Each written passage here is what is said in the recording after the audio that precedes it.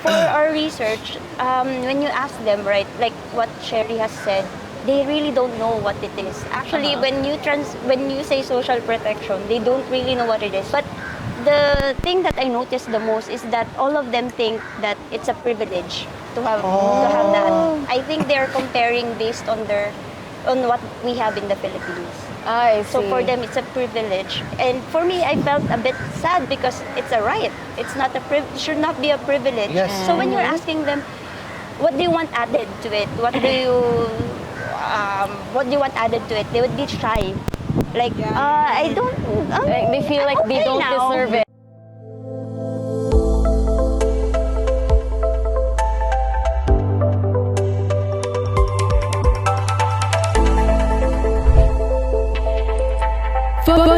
Voicey Podcast. Good morning or good afternoon or good evening, depends on when you are listening to this podcast. Welcome to Voicey Podcast, a podcast dedicated to highlight the stories around East and Southeast Asia. This podcast is an initiative of BEBESEA Network, Better Engagement Between East and Southeast Asia. And now you are with me, Jess and Anna. We are representing BEBESEA. Yes. So finally, finally. met each other. The host for several episodes, and we just met now. Yes, we're having a video. This is the first time, actually, we ever really meet in person. Yeah, it's like, oh, you have legs. Yeah. Now have legs. Oh, and I have legs. All right. Just have legs. Yes. All right. So we're now here at the Riverside. Riverside. In where? Riverside at Kuala Kuala Lumpur, Lumpur. Malaysia. So later we'll explain why we're here. Yes. So. Yes, in this episode we are going actually to have a talk about social protection for migrant workers because in 2022 BBC already published a study about strengthening health protection for migrant workers in East and Southeast Asia, and the state study enabled deepening understanding on what is quote-unquote on papers about policies regarding protection towards migrant workers, including insights from the perspective of academics and practitioners, but there is a lack of perspective from the migrant workers themselves. Yes, and considering the said lack of perspectives, BBC later developed further research to give space for migrant workers or migrant worker communities to share their stories and experiences on their access to social protection. And in order to have a deeper understanding on aspirations of migrant workers related to their social protection and what action for changes they wish to see or take. And now, together with us, we have special guests here. Yes. We have Sherry Wang and Razel Navalta, who are research collaborators who have worked with migrant worker communities in this said research. But I believe actually Sherry Wang and Razel also can introduce themselves, right? Of course. Start from who? Who want to start? I can start. Okay. I'm Sherry. I'm a Filipino, but I'm currently living in Taiwan. Yes. And also working. Yeah, I work as an organizer and also a coordinator for a shelter, and we have we have 3 shelters for Indonesian, Filipinos, and Vietnamese. So yeah, nice. Thank you, BBC, for having me. We thank you also. So you're from Serve the People Association? Yeah, I'm from the Serve the People Association. Yes. Hi everyone, I'm Razel. I'm a Filipino, but also based in Japan. I'm currently finishing my PhD at Nagoya University, so academic. But I also volunteer at Kakehashi. A group that advocates helping Filipino youth in Japan to be able to navigate life as they migrate to Japan. All right. Okay, so actually in this episode we would like to explore on the area of your experience in in conducting this research. Yes. So maybe I could start with the question about what were your experiences of conducting this participatory action research? Maybe who want to start? It's all up to you. You first. Okay. I think actually when I got to learn, I've read participatory action research, but I've never really participated in it. So as an academic, it was very interesting. I got very interested, and I'm learning a lot. I think it's also like harder for the principal investigator, right, to consolidate all the data that's there. But I think it's a very brilliant way to collect data, actually, because you get, like, for example, Malaysia and Hong Kong got quantitative data. Us, we got qualitative. So I thought it was brilliant. It's also like a cross-country, cross-regional, so cross-country study. So for me, it was very interesting. As for the experience of going, so for Taiwan group, they have a shelter, right? Yeah. So Yes. for us, we had to travel to the factories. In Japan. Yeah, in Japan, to look for people. And most of the time, because they don't have a lot of vacation days off, we had to do it via online. Oh my God. Yeah, online after 8 p.m. And sometimes for the mothers, you would hear the kids at the background. Or, sorry, I need to my husband just arrived or something. I see. So, yeah, it was very interesting experience. Yeah, so there were challenges as well when they gathering data. Yeah. So how about What you? about So just like what she said, yeah, we have shelters. So we focus in our Filipino shelter. But then this is not my first time for participatory action research. Actually, this is my second time because we also joined for another, but we call it FPAR, Feminist Participatory Action Research, Feminist? focusing Wow. on women, girls.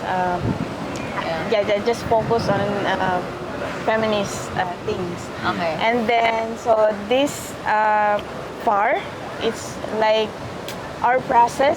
I ask our guests in the shelter if they are interested in learning and having a FGD for with the social protection. And so far they joined, something like 33 people joined in the activities, and we had FGD and also survey, online survey. I made online survey with them, and it's very interesting because one thing, it's so hard for them to understand what is social protection. Yeah, so it's not that really easy to explain to them. If you want to ask them that, did you hear words like social protection, and what comes on your mind if you heard that kind of words? Okay. They don't really understand if we don't give some examples. Yeah. Okay, so you mentioned that during your experience you have to visit factories, right? Yeah. And then you mentioned that you doing the research on the, In the shelter. shelter. So actually, my question is, who did you interview? I mean, who did you interview during the research? Our guests in the shelter, mix in the female shelter. and male. Yeah. Okay, they are from. They are living currently in the shelter. They're migrant workers They are foreigner migrant workers. working in. In Taiwan. In Taiwan. There are different sectors. They are fishermen. Okay. There are caretakers, domestic workers, factories. Yeah. Oh, Okay. that's interesting. So that's for Taiwan. So how about in Yes. Japan? For Japan, we interviewed people who work in factories, mostly fishing, food processing. Food processing, yeah. But there are a lot. There are car factories, more car factories actually in Japan. English teachers. English teachers? Yeah. Yeah, there's a lot of Filipino Oh. English teachers in Japan. Part-time workers who are dependents of Japanese, who marry Japanese people, and also like children of Japanese, Children of Japanese. who just migrated. So I see. it's a mix. It's a mix. Very diverse. Yeah, very diverse. As well as Yeah. from Taiwan perspective. So, I think Sherry have started discussing this one. My next question would be, based on your research, so what does social protection mean to migrant workers communities? Or would you like to give a very layman's term on social protection before you answer the question? You go. Actually, for our research, when you ask them, right, like what Sherry has said, they really don't know what it is. Actually, when you say social protection, they don't really know what it is. And even the Tagalog terms for it, like I can't I even think- translate. Even it's so hard to When translate. you say it in Japanese, they know what it is. Oh, So what is it in really? Japanese? Hoken, they know. Like they know Hoken. Hoken, okay. Or Nenkin, pension. They know what it is. But the thing that I noticed the most is that all of them think that it's a privilege to have that. I think they're comparing based on what we have in the Philippines. I see. So for them, it's a privilege, and for me, I felt a bit sad because it's a right. It's not it should not be a privilege. Yes. So when you're asking them, what do you want added to it? What do you want added to it? They would be shy. Like I don't. Like, they feel like they okay don't now, deserve it. You know? Yeah. Because Yeah, they think they don't deserve it. Oh my God. Yeah, That's so that's what unfortunate. I noticed. And like it's limited to health. Their Okay. understanding, right? But they don't see, they don't imagine like future retirement as something that can be protected. Okay. So what else should be included in the Based social protection? for them. Yeah. Because I think for them, they're happy, and they're happy that they can get sick anytime they want. I mean, I get what you I get what you mean. it's okay to get sick. Yeah, it's okay. It's okay to get sick. Like, it's normal. Yeah. Because they can go to the hospital. But a lot of them is complaining, what they're complaining about is that it's more focused on the prevention. I know, the cure rather cure. than the prevention. Like, instead of getting your day off and having a me time, relaxation time, they work every day almost with overtime so that they can earn money. But when they Yes. get sick, they feel happy that they can go to the hospital. But Yeah, they can also rest. So in Taiwan, just like what I said a while ago, so they don't know about social protection, but some of them they will say, "Oh, is that like social security?" Right. Yeah, because in our country we have social security. So at first, the process of our workshop with them, I introduced the social protection in our country, like what kind of the social protection like SSS, pag-ibig, GSIS. What's the difference between GSIS and SSS?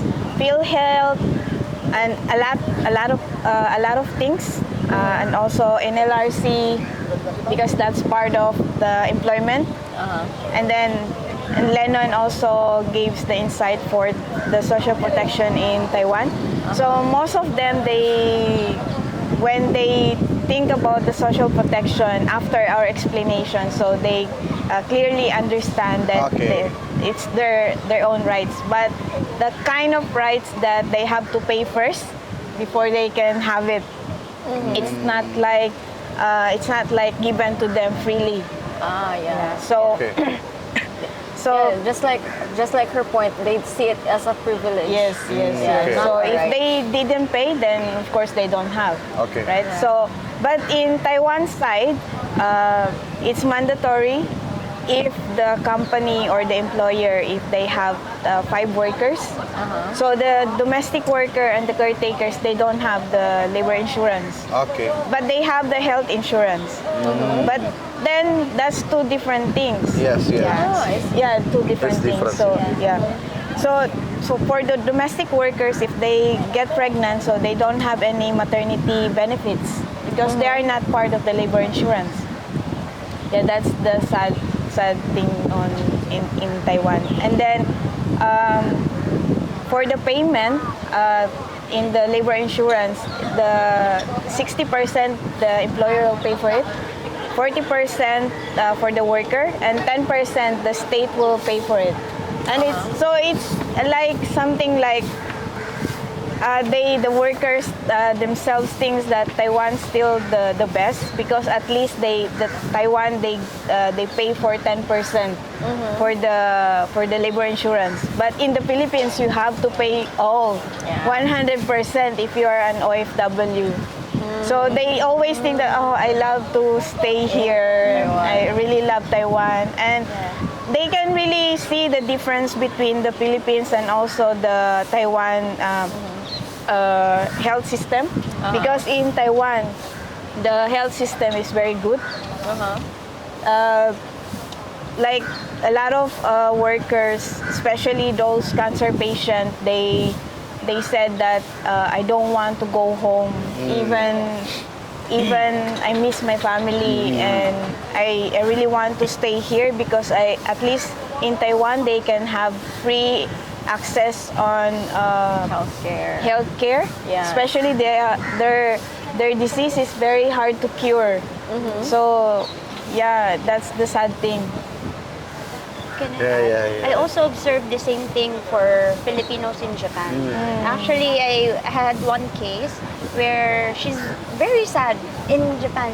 Like her husband died, and she was very sad, and she's having this.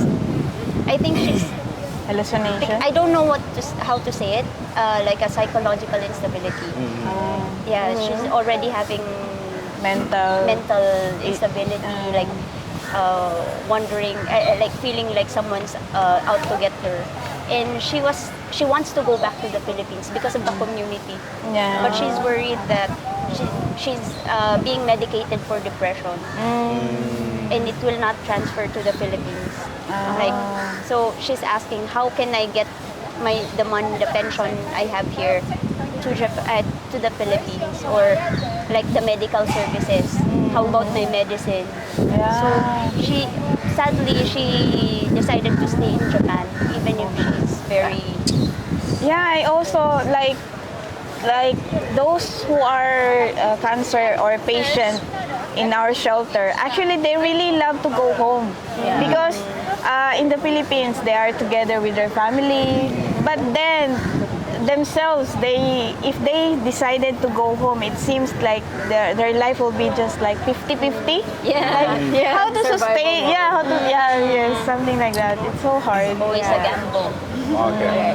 Like you can see now the reason why some Filipinos migrate, right? And some of them encourage a lot of Filipinos to go here because they are enjoying the things that they have in the receiving country that they wish they have in our home country. country. Exactly. So it's kind of It's very complicated as well, social, very complicated issue. Okay. So yeah. I actually really wanna ask you about that two of you mentioned earlier about there was some kind of quote unquote, maybe if it's correct to say that this way, there's some kind of lack of, how to say it, lack of understanding or the lack of knowledge of what social protection is amongst the migrant workers.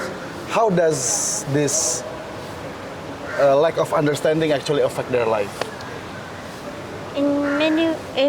Like for example, if they don't really know about the social protection themselves, it's hard for them to apply, or like if they don't know if something happened to them, can they claim anything? Yeah. Something. I think it's like that. Yeah. They don't. So, for the payment, it's written in their payslip, right? Yeah. That it is being deducted. And sometimes they don't, they feel like it's excessive. One of our interviews were saying like, oh, we're paying this every month, it's being deducted. But they don't know that If that they is can the select- right yeah, amount. they can, the amount Yeah. is based on their salary, something like that. So it creates a tension also between the employer and employee because they Yes. don't understand. Also, like for example, like what Sherry has said, they won't claim benefit. The company can just give them whatever they think is right, but Yeah. actually there are laws that govern this, how much they should be given if they Yes. get an accident at work. Yeah. Or stuff like that, or that going to the hospital and medicine is free, or at least you only have to pay 30% of that in Japan at least. So lack of understanding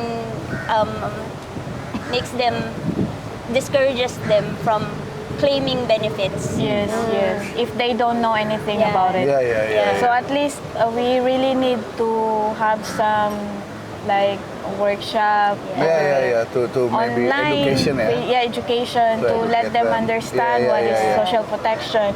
And I think it's more easier for us to explain or have a word that more easier for the migrants to understand what the social protection, because even myself at first if I don't search it, I don't know what is that.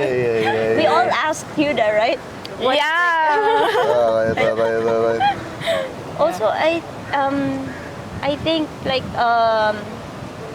what's that?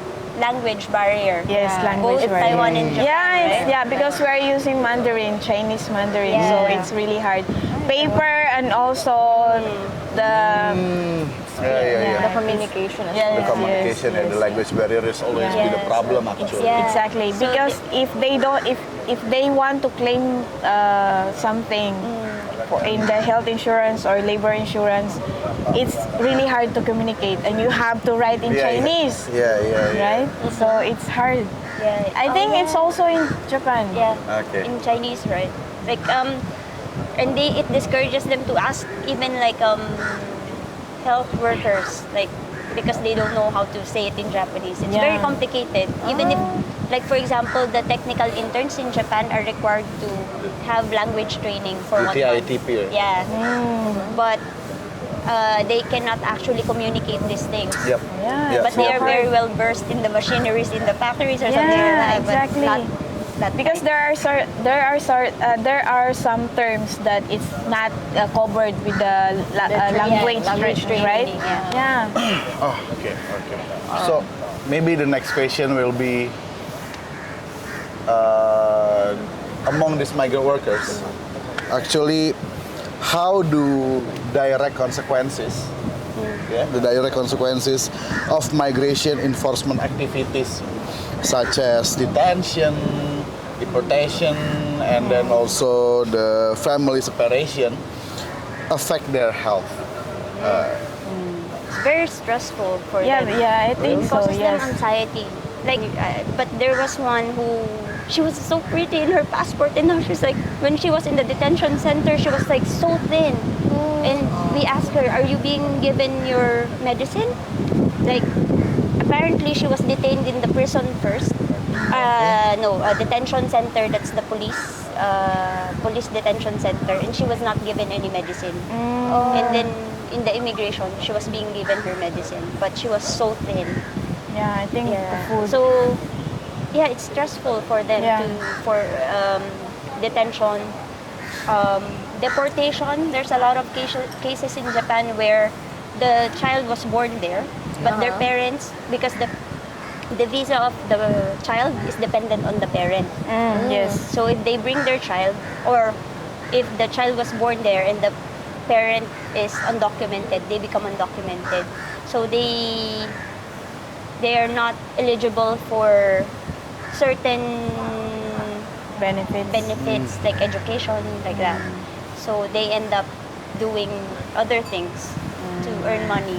And when, like, one case, he committed crime or even drugs, like drug use is an offense in Japanese law. And it's an immigration violation. So he got detained and probably he's gonna get deported. And he's so worried, like how is he going to survive in the Philippines? He doesn't even know how to speak Tagalog or English. And he doesn't know anyone there. His family is they are all here in Japan. So things like that. So he's always stressed. And this gives them like anxiety that I think translates to long-term health risks. Yeah, right? exactly. Like Lennon said yesterday. Yes, yeah. I think one of the problem, even in Taiwan, the detention center, they don't really offer any food. They don't, and When they don't. when detained? Undocumented. Oh my migrant God. work.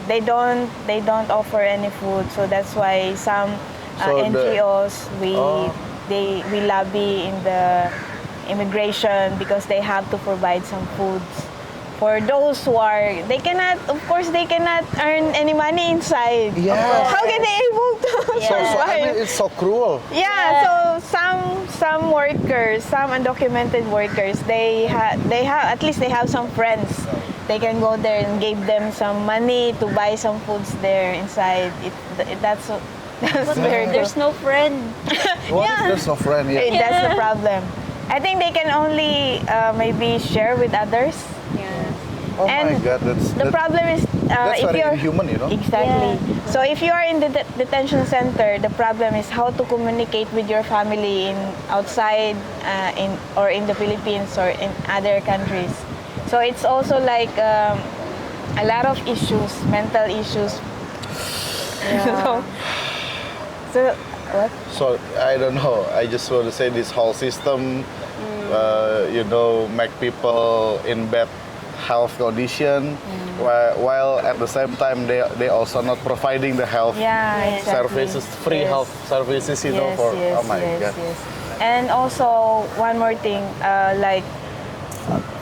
for our OFW, we have a lot of like problems. Like if you tendency to go abroad, there will be a lot of issues. Like maybe the husband and wife will be separated, not just like separated because they are far away, but because they met another Foreigner. Okay. I mean, person. Yeah, so that's one thing. Another like another issue for Yeah. So sometimes for me it's so hard to really solve because in our shelter I heard a lot of stories and like they ask for advice, but I don't know how to solve it. And like a lot of husband and wife back in the Philippines, they are like messaging me. Oh, you're become the mediator. Yes, something like that. Like, oh, ate share. Barangay official. You're becoming like a love guru. Something like, ate share. Si ganito, si ganyan. Di ba nandyan sa ano? Nandyan sa shelter. It's something like, oh, my wife and or husband is inside your shelter. Tell me what happened to her. Oh my Yeah, God. because she or he didn't message me. I don't know. Yeah. And something like, oh my God, do I really have to? Do this. Exactly. I'm just doing the case. I'm just case officer. Yeah. You're not. Yeah, I'm not like not just mediator. I'm also like finding someone who is missing. Something like Whereabouts, yeah. You know? Or you're becoming like a police now. Yeah, something a lot of issues happening. And if they end up in the shelter, of course, it's not just one thing is solved. I mean, their case will be solved, but then how can they able to like because you have to be prepared also if you are in the shelter. Yeah. And because we only a few of us, only like something like me, Lennon, and also another colleague working full time. Only three. versus 40 workers inside the shelter. So it's sometimes I feel like pagod now. You're tired already. Very tired. Bring home the emotional. Yeah, you're carrying all the emotions. From the family, from the friends. Yeah. Oh, it's a So very hard like work. we're solving their problems, but because You're all solving the yours. problems, I take it all, and sometimes I don't know how to take out. Yeah. I feel Get you. But actually, that's the story that Sherry just told us actually related to my question about the impact. I mean, you told me the impact towards relation between husband and wife and something like that. But in more general, what actually does this migration? What impact does this migration bring to family in more general way? I mean, think among father and son, among parents and kid. I think for me, migration is something like you have the rights, but Filipinos they are forced to migrate because we don't have like lack of opportunity in our home countries.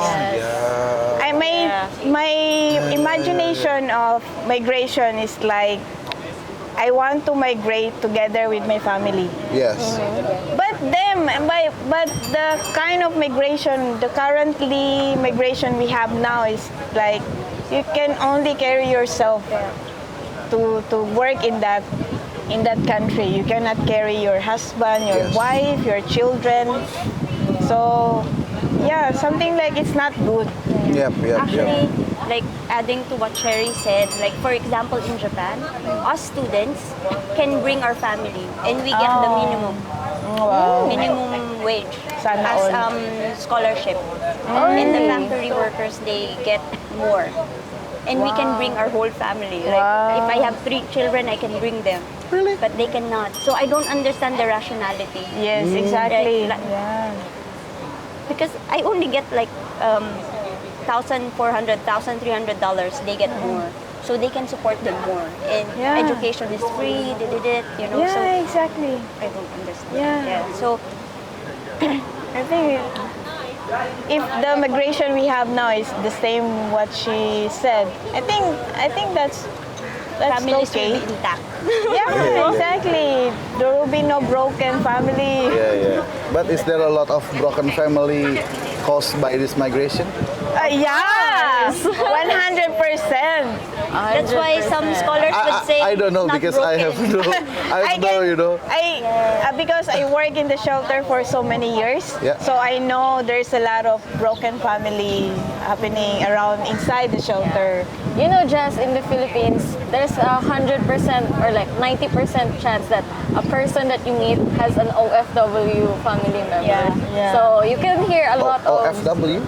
overseas Filipino worker, Filipino migrant workers. Yes. Like you will hear a lot of stories about, we have a separate family now because of the mother went there and then the father stayed here and the father looked for another girl Or the mother look for another Man. And sometimes the hardest part, the most affected here, I believe, is the children. Yeah, the children. Yeah. For example, in Japan too, like because many of them who went in Japan as an entertainer in the 80s, 70s, they also married Japanese men, many of them. But then many of them also have children in the Philippines. So they try to take them when they are already teenagers, adults, but then once they are in the same home, it also creates tensions between them. So actually there are a lot of case workers who would ask like, how can we encourage Filipino women to be more concerned about their children's education? Because apparently once they go to Japan, they get bullied in school, they get it's hard, right? You study in Japanese when you're a teenager, you don't know any language. You don't know the language. Exactly. So it causes stress for them, so they skip school. And it becomes a problem because there's a lot of Filipino youth who become uneducated. So there's no like a special in Japan so far. There's no special school for like Filipinos, just like in Saudi. NGOs have created. In Nagoya there is, but in some big cities have, and in one there are NGOs who created schools and after school programs that helps Filipino youth to study, to do their homework or study Japanese, but it's still stressful, especially if you're bullied. And you're a teenager, you can even handle your emotions, right? Yes. So yeah. I see. And they live in a house with a mom who's been away for so long. And then suddenly she starts to tell you like what to do. Yeah. Really. Suddenly So you it have creates a- tension in the Yeah, family. tension. Actually, our video Stop. grapher Yeah. already gave us sign Oh. about you already been too long. Really? yeah. Sorry. Not really sorry. There's also cases of child abuse caused by the stepdad. Oh my God. Yes, Because, yes. it happens. Yeah. Stepdad. For sure, because they They're don't. not your children. Yeah, exactly. Yeah. There's a lot. Yeah. That's the last. Yeah, thanks for having us. No, Yeah, no, thank you. that's not the last. I still have one We last have to question. One more. Alright. One last question, yeah. Yeah, If I- alright. So next, the last question before we close this episode. So what expectation come from the migrant? Or what does this mean? What expectation come from the migrant workers? Or what are the expectations? Yeah, what are for- their expectations? Alright, For so social protection. Yes. yeah, alright. Sorry. What sorry. Cut that expectation? one. Okay, cut. Alright. So the last question before we end this episode. So what are the expectations of the migrant workers community you work with regarding the situation they're facing about social protection? In Taiwan, they want to expect that the Taiwan government will grant them the old age benefits will be given to them. Old age benefits, yeah. Yeah, the old age benefits. Because in Taiwan currently, you can only apply in Taiwan. So, but then they cannot stay long. They can only stay for 12 years in Taiwan. If you are a fisherman, nursing home, nursing aide, factory worker, construction worker, they can only stay for 12 years. But for the domestic worker and caretakers, they can stay at least 14 years. But then they hope that those who are part of the labor insurance, they can claim it before they leave Taiwan. So, yeah.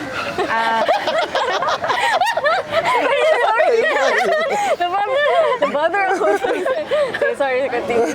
Yeah, so yeah, for now in Taiwan, they are hoping that the Taiwan government and the Philippine government will help them to push the Taiwan government to have their own old age benefits to be given to them before they go home, because they pay for that and they Yes. have the rights to get it.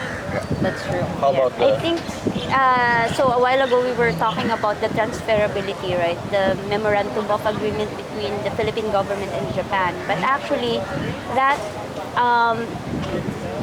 like for example, you can only claim your pension after working there for 5 years. Technical interns are not considered workers. They also have a 3-year contract. So they're paying pension to the Japanese government and they cannot get it Oh, that's anymore. sad. But I think they're also paying SSS. Still, it's a double payment. Yeah. They are paying double. Another thing for permanent residents who are there, they pay for this retirement home insurance. But actually, many of them do not really plan to retire there. So they're asking us how can they claim the things that they paid there.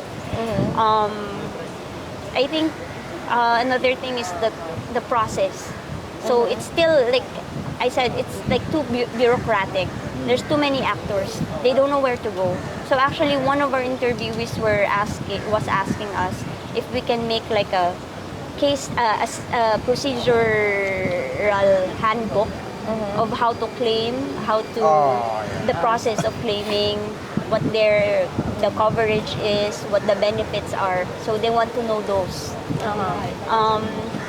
And they want to know, like, a while ago, I think in the forum, they mentioned it, like, they can't imagine it because they don't have anyone who has claimed, So they want a case by cases, samples, and then they want to learn from that example. So that's their expectation. Okay. And more leaves.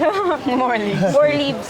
Some of More our leaves, interviewees yes. were requesting for leaves where they can opportunities to socialize. That's right. Yeah, because they are isolated. Because, yes, like one of our interviewees said that they don't have a common leaves. So when they're on leave, they are alone. Yep. So Yep, they're yep, very so they want to gather, they want to socialize. Yes.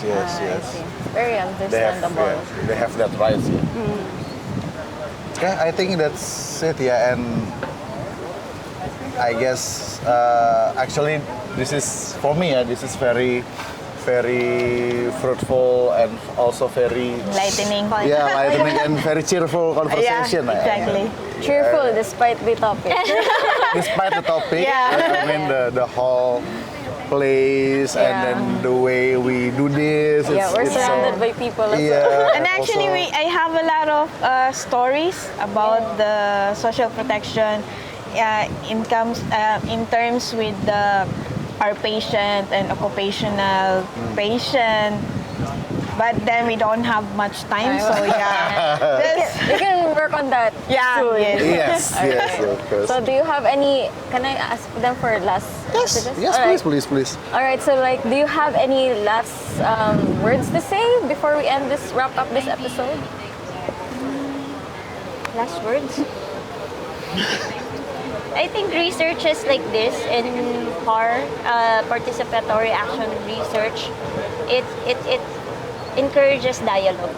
It Encourages dialogue. Yeah, so I think between stakeholders. So I think it's very important.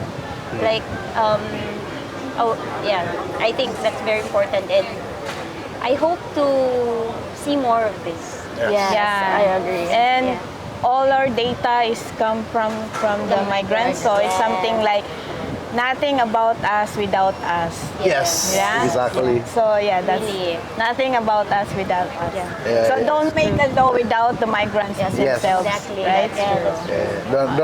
Don't make a law about migration without migrant workers. Yes, exactly. Exactly. All right. Yeah. So Alright, so that's thank it. you very much, Thank you Sherry very much. and Thank you. Rizel, for this Thank you for having episode. us. So for more discussions about migration, human rights, or maybe labor as well. Yes. So please follow us on our social media accounts at bbc.org, or you may visit our website bbc.org for more of this one. So I guess we'll see you on the next episode. Thank you very much. Thank and you we'll see very in the much. next Thank one. you. Bye-bye. My Bye. glass is already empty, so we have to end. Bye-bye.